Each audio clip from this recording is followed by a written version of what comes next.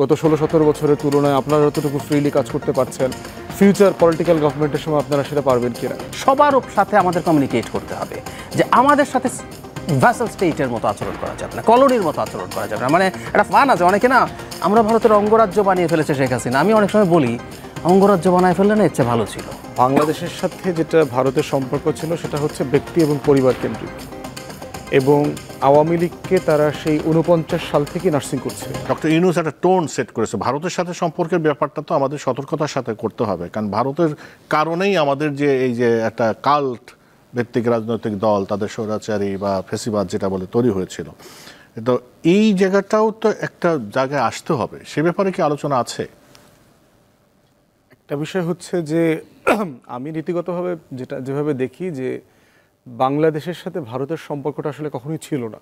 রাষ্ট্রীয় সম্পর্ক বলতে যা বোঝায়, বাংলাদেশের সাথে যেটা ভারতের সম্পর্ক ছিল সেটা হচ্ছে ব্যক্তি এবং পরিবার কেন্দ্রিক, এবং আওয়ামী লীগকে তারা সেই 49 সাল থেকে নার্সিং করছে। মুসলিম লীগ থেকে এই মাওলানা ভাসানী, শেখ মুজিব, পুরো ইয়াং টিমটা বের হয়ে এসে নতুন দল গড়ার পিছনে কিন্তু তখনও আপনার কংগ্রেস এবং কমিউনিস্ট পার্টি ইন্ডিয়ার সবাই কিন্তু অ্যাক্টিভলি ফাংশন করেছে। তো সেই জায়গাতে একটা দলকে ৭৭-৭৮ বছর ধরে আপনি যে গাছটা লাগাইছেন, সাডেনলি এই গাছের ফল খাওয়া আপনি বন্ধ করে দিবেন, মানে এটা তো একটা নার্ভ ব্রেকিং ব্যাপার। এরকম একটা ঘটনা ঘটা, Titanic moment for Indian diplomacy. So এই জায়গাতে আমার কাছে মনে হয় না যে ভারত এখনও ওই টার্মসে আসতে পারছে। একটা জিনিস মাথায় রাখতে হবে, ভারত কিন্তু আমাদের মতোই একটা মিন মাইন্ডেড, একটা ছোট লোকই চিন্তা করে আর কি। তারা তো ওয়েস্টার্ন না, চিন্তায় তারা খুব ম্যাচিওর, খুব ডিপ্লোম্যাটিক, এটা আমার কাছে কখনো মনে হয়নি। বরং সাউথ এশিয়ার ভিতরে সবচেয়ে মিন মাইন্ডেড নেশন হচ্ছে ইন্ডিয়ান এস্টাবলিশমেন্ট। তারা এখনো বুঝে উঠতে পারতেছে না যে আসলে বাংলাদেশে কি হয়েছে। তাদের টোটাল ডিসইনফরমেশন, মিসইনফরমেশন ক্যাম্পেইন দেখে মনে হচ্ছে যে আমরা 2001-এর পরে একটা ওয়ার অ্যান্ড টেররের মুডে আছি। আপনি এখন আমরা এদেরকে জঙ্গি বানায় দিব, মৌলবাদী বানায় দিব, আর সারা দুনিয়া আমাদের সাথে একমত হয়ে যাবে, সেই জায়গাটাতে আছে। ভারত আমার জাতীয় নিরাপত্তার প্রধানতম শত্রু, এটা মাথায় রেখে তার কারা কারা এজেন্ট আছে এখানে বাংলাদেশে, আওয়ামী লীগ, জাতীয় পার্টি থেকে শুরু করে 14 দল, এটা মাথায় রেখে ভারতের সাথে আমার সব সম্পর্ক মেনটেন করতে হবে। আমি এখানে ভালোবাসা, প্রেম প্রীতির, বন্ধুত্বের কোনো সম্পর্ক নাই। সম্পর্ক হচ্ছে স্বার্থের সম্পর্ক। আমি কি দেব আর তুমি কি দিবা, এই দেওয়ার লেনদেনের সম্পর্ক এখানে, এবং সেটা প্রফেশনালি হওয়া দরকার। প্রফেসর ইউনূসের ব্যাপারে যেটা বলেছেন যে শুধু ভারতের ব্যাপারে না, প্রফেসর ইউনূস আসলে অনেক ব্যাপারেই একটা পেশাদারিত্ব সেট করেছেন। এইটা পরবর্তী সরকারকে যথেষ্ট চ্যালেঞ্জের মধ্যে ফেলবে যদি সেটা পেশাদারিত্ব মেনটেন না করেন। যেমন ধরেন যে এই যে হাইলি টেকনিক্যাল প্রফেশনাল লোকদেরকে দিয়ে যে কাজ করানো, এই সেট আপ কিন্তু এর আগে আমরা দেখি নাই। জিয়াউর রহমান ছাড়া, জিয়াউর রহমান করেছিলেন, সমাজ থেকে একদম ক্রিম লোকদেরকে পিক করে এনে এনে দায়িত্ব দিয়েছেন। তারপরে হচ্ছে বিভিন্ন ডিপার্টমেন্টগুলোকে ফ্রিলি ইন্ডিপেন্ডেন্টলি কাজ করতে দেয়া, এবং দেখবেন যে প্রত্যেকটা ডিপার্টমেন্ট কিন্তু ফ্রিলি কাজ করছে, সরকারের সাথে দ্বিমত করছে, এবং খুব ব্যাডলি দ্বিমত করছে। সরকারের যে মানে কালেকটিভ রেসপন্সিবিলিটির যে ওয়েস্টমিনিস্টার মডেল আছে, সেই মডেলের বাইরে গিয়েও কেউ দ্বিমত করছে, কাউকে স্যাক করতে দেখি না এখন পর্যন্ত। তো সেই জায়গাতে আমরা বোধ করছি যে এই যে ফ্রিডম, স্বাধীনতা, গণমাধ্যম আপনারা বলতে পারবেন গত 16-17 বছরের তুলনায় আপনারা যতটুকু ফ্রিলি কাজ করতে পারছেন, ফিউচার পলিটিক্যাল গভর্নমেন্টের সময় আপনারা সেটা পারবেন কিনা, এই আশঙ্কা কিন্তু অনেক সাংবাদিকরা আমাকে অলরেডি বলা শুরু করেছে। কারণ অনেকের আচরণ দেখে মনে হচ্ছে যে আপনারা সেই স্বাধীনতাটা ফিউচারে আপনারা ধরে রাখতে পারবেন না। তো সেই অনেকগুলো বেঞ্চমার্ক সৃষ্টি করবার কারণে যেটা হয়েছে, ফিউচার পলিটিক্যাল গভর্নমেন্টকে ইদার ছাস্তামি বন্ধ করে প্রফেশনাল হইতে হবে, আর তা না হইলে তাদেরও পতনের যেই স্লপ আছে সেই স্লপে তারা নিজেরাও পড়ে যাবে। তো এই বেঞ্চমার্কগুলো রাষ্ট্রের জন্য ভালো, সরকারের জন্য ভালো। মোটা দাগে করাপশন নাই দেখবেন, উপদেষ্টাদের কারো ব্যাপারেই মোটা দাগে 1-2 জন পিএস, এপিএস এর ব্যাপারে প্রচুর দুর্নীতির আলাপ এসছে, কিন্তু মানে পলিটিক্যাল গভর্নমেন্টে যেটা হয় যে অলমোস্ট সবগুলো চোর বাটপাট থাকে। আপনি মোটা দাগে তাদের ফেইলিওর আছে, আপনি তাদের ইনকম্পিটেন্স নিয়ে আলোচনা করতে পারবেন, কিন্তু চুরি, চামারি, দুর্নীতি, ফেভারিটিজম, নেপোটিজম, এগুলো মোটা দাগে নাই। তো এগুলো কিন্তু আপনার আমলাতন্ত্রের ভিতরে কিন্তু স্বস্তি ফিরায় নিয়ে আসছে যারা প্রফেশনালি কাজ করতে চায় এমন আমলারা।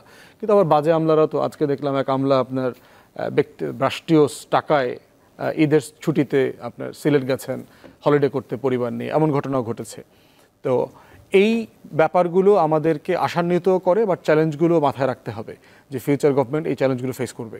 যে শেষ করবো ডক্টর জাহিদ, যেটা বলছিলাম যে ভারতের সাথে আপনিও বলছিলেন যে ডক্টর ইউনূস একটা টোন সেট করেছে, তো সেক্ষেত্রে একটা জিনিস তো পরিষ্কার, বাংলাদেশের মানুষ ভারতের সাথে সম্পর্ক চায়, কিন্তু আগের সরকারের সাথে যে সম্পর্ক বা যে সরকার ক্ষমতা আসবে ভবিষ্যতে, তারা মানে বাংলাদেশের মানুষের মর্যাদার কথা সমন্বিত রেখে সম্পর্কটা রাখবে, তা না হলে বাংলাদেশের মানুষ কিন্তু এটা গ্রহণ করে না। কিন্তু সেই ক্ষেত্রে আপনি কোনো আশাবাদী কিনা?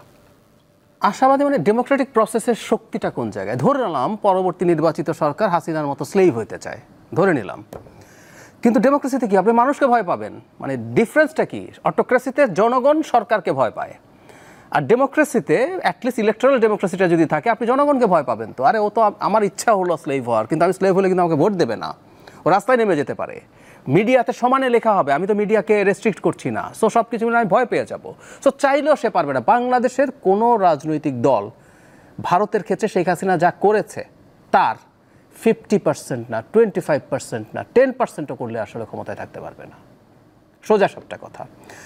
ভারতের সাথে যুদ্ধ বাঁধাবো, আমি বহুদিন বলেছি, নো ওয়ে। ভারতের সাথে আমাদের ডিএসকালেট করতে হবে। এটার জন্য যতভাবে প্রয়োজন, যত রকম কমিউনিকেশন প্রয়োজন, এই বার্তা শুধু ভারতে না, আমি এই কথা প্রায় বলি, ভারতের জনগণ, ভারতের সিভিল সোসাইটি, সবার সাথে আমাদের কমিউনিকেট করতে হবে যে আমাদের সাথে ভ্যাসেল স্টেটের মতো আচরণ করা যাবে না, কলোনির মতো আচরণ করা যাবে না। মানে একটা ফান আছে অনেকে না, আমরা ভারতের অঙ্গরাজ্য বানিয়ে ফেলেছে শেখ হাসিনা। আমি অনেক সময় বলি, অঙ্গরাজ্য বানায় ফেললে না, ইচ্ছে ভালো ছিল। মানে আমরা যা হচ্ছে এটা কলোনি, অঙ্গরাজ্য তো আপনি পার্ট, তখন আপনি তিস্তা পানি নিয়ে পশ্চিমবঙ্গের সাথে চেঁচামেচি করতে পারেন, কিন্তু আপনার কলোনি, আপনার এখানকার সব কিছু নিয়ে যায়, আপনাকে ব্যবহার করে, এটা অনেক বেশি খারাপ জিনিস। আমরা সেটা হয়েছিলাম।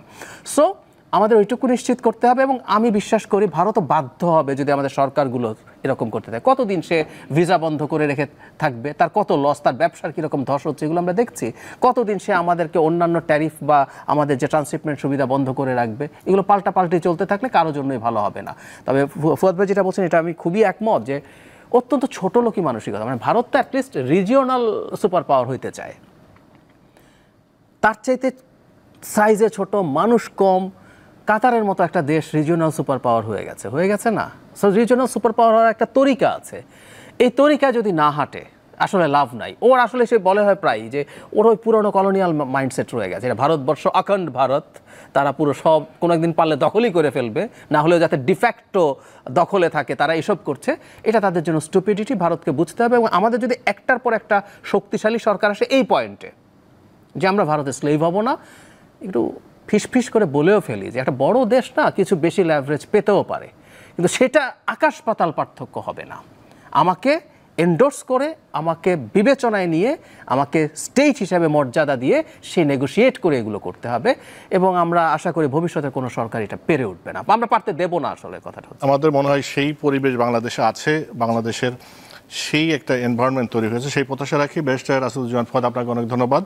ডক্টর জাহিদুর রহমান, আপনাকে অনেক ধন্যবাদ। প্রিয় দর্শক, এতক্ষণ আমাদের সঙ্গে ছিলেন, আপনাদেরকে অনেক ধন্যবাদ। আমরা জনগণের পক্ষ থেকে এই প্রত্যাশা করতেই পারি যে রাজনীতিতে যে একটা স্বস্তির বাতাস বা স্বস্তির পরিবেশ তৈরি হয়েছে, সেটা আগামী নির্বাচন পর্যন্ত অব্যাহত থাকুক, এবং একটা ভালো নির্বাচনের মাধ্যমে একটা রাজনৈতিক নির্বাচিত সরকার দেশে আসুক, এবং তারা জনগণের যে জুলাই অভ্যুত্থানের মাধ্যমে যে আকাঙ্ক্ষা তৈরি হয়েছে সেই আকাঙ্ক্ষা বাস্তবায়নের পথে হাঁটুক, সেই প্রত্যাশা রেখে শেষ করছি। সবাই ভালো থাকবেন।